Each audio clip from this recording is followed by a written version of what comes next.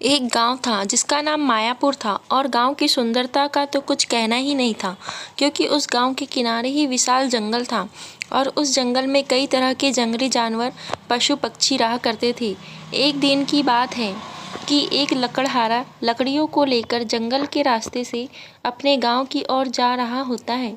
तभी उसे अचानक एक रास्ते पर शेर मिल जाता है और उस लकड़हारे से कहता है, देखो भाई, आज मुझे कोई भी शिकार सुबह से नहीं मिला और मुझे बहुत तेज भूख लगी। मैं तुम्हें खाना चाहता हूँ और तुम्हें खाकर मैं अपनी भूख मिटाऊंगा।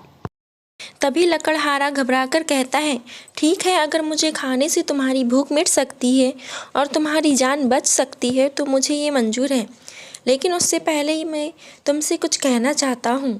शेर कहता है, कहो। तुम तो भैया अकेले हो और तुम्हारे घर किसी की जिम्मेदारी भी नहीं है, परंतु मेरे घर पर बच्चे बीवी भूख से व्याकुल हो रहे हैं।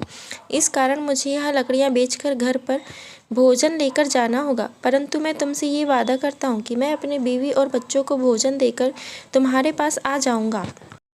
तभी शेर बड़ी तेज हंसते हुए और कहता है कि तुमने क्या मुझे पागल समझ रखा है, तुम्हें मेरा शिकार बनना ही पड़ेगा। तभी लकड़हारा रोता है और कहता है, कृपया मुझे जाने दो, मैं अपना वादा नहीं तोड़ूंगा। शेर को उस पर दया आ जाती है और कहता है कि तुम्हें सूर्य डूबने से पहले ही आना होगा।